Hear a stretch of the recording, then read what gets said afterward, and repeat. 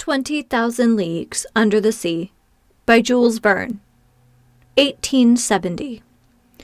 Part 1, Chapter 3, As Master Wishes. 3 seconds before the arrival of J.B. Hobson's letter, I no more dreamed of chasing the unicorn than of trying for the Northwest Passage.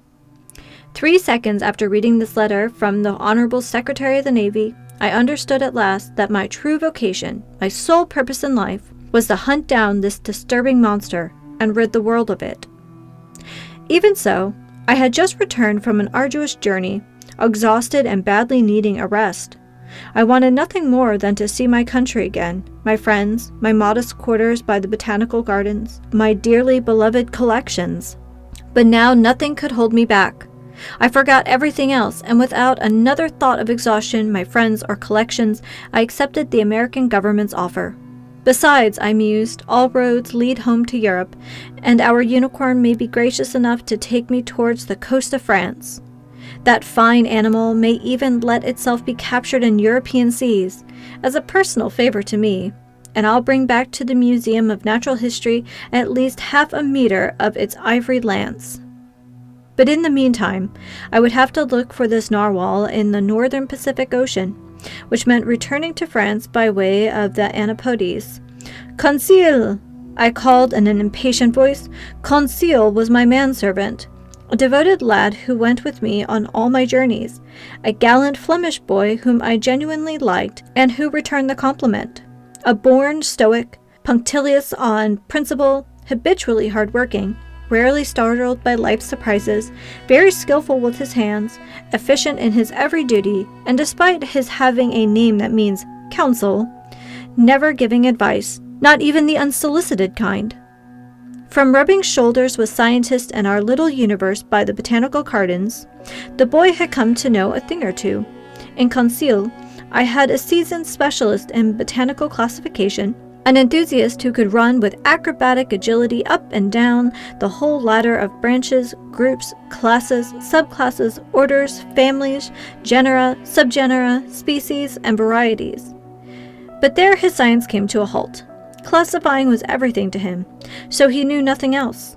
Well versed in the theory of classification, he was poorly versed in its practical application, and I doubt that he could tell a sperm whale from a baleen whale, and yet what a fine, gallant lad.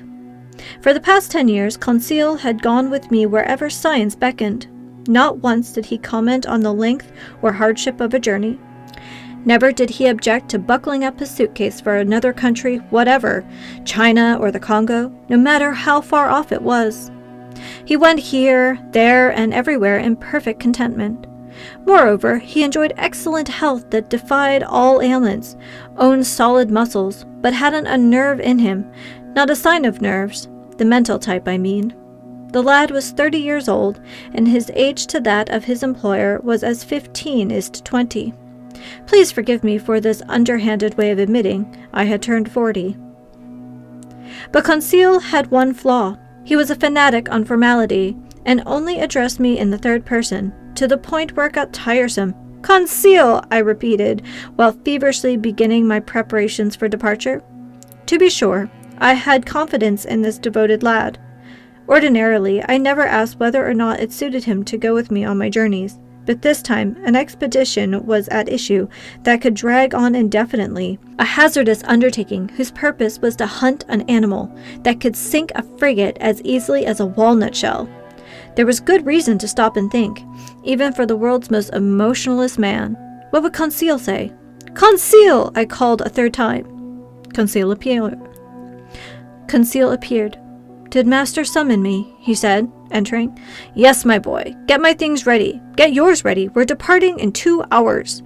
As Master wishes, Conseil replied serenely. We haven't a moment to lose.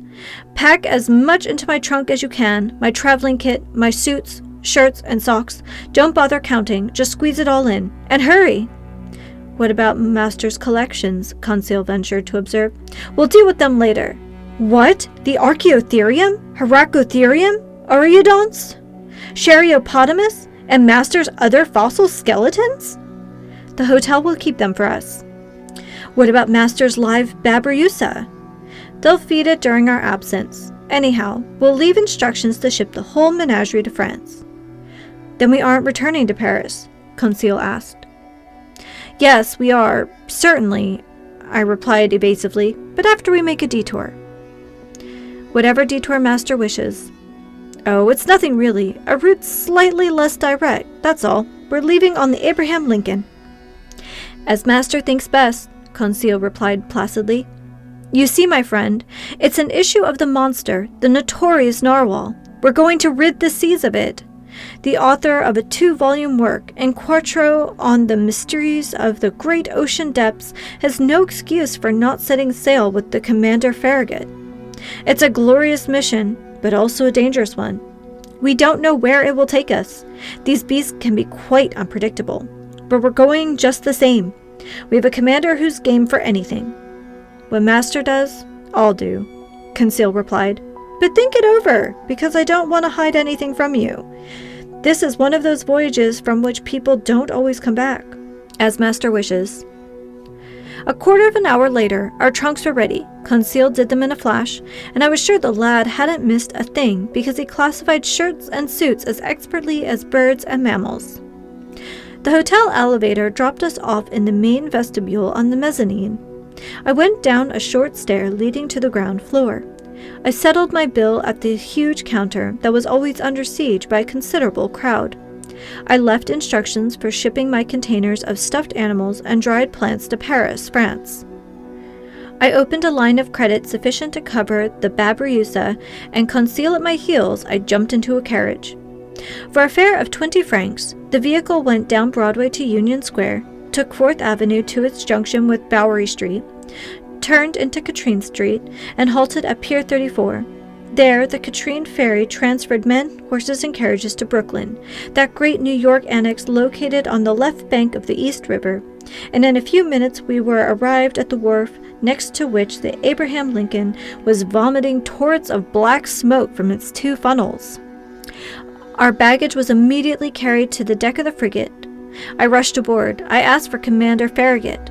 One of the sailors led me to the afterdecks, where I stood in the presence of a smart-looking officer who extended his hand to me.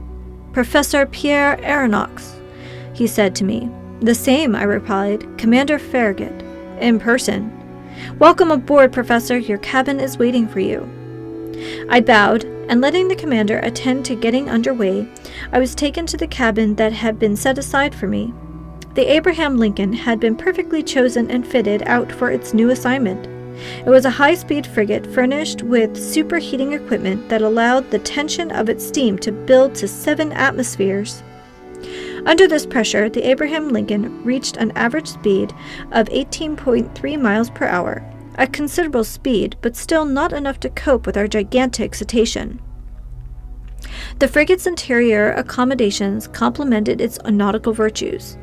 I was well satisfied with my cabin, which was located in the stern and opened into the officers' mess. "We'll be quite comfortable here," I told Conseil. "With all due respect to Master," Conseil replied, "as comfortable as a hermit crab inside the shell of a whelk." I left Conseil to the proper stowing of our luggage and climbed on deck to watch the preparations for getting under way. Just then, Commander Farragut was giving orders to cast off the last moorings holding the Abraham Lincoln to its Brooklyn pier. And so, if I had been delayed by a quarter of an hour or even less, the frigate would have gone without me, and I would have missed out on this unearthly, extraordinary, and inconceivable expedition, whose true story might well meet with some skepticism. But Commander Farragut didn't want to waste a single day or even a single hour in making for those seas where the animal had just been sighted. He summoned his engineer. "Are we up to pressure?" he asked the man. "Aye, sir," the engineer replied. "Go ahead, then," Commander Farragut called. At this order, which was relayed to the engine by means of a compressed air device, the mechanics activated the startup wheel. Steam rushed whistling into the gaping valves. Long horizontal pistons groaned and pushed the tie rods of the drive shaft.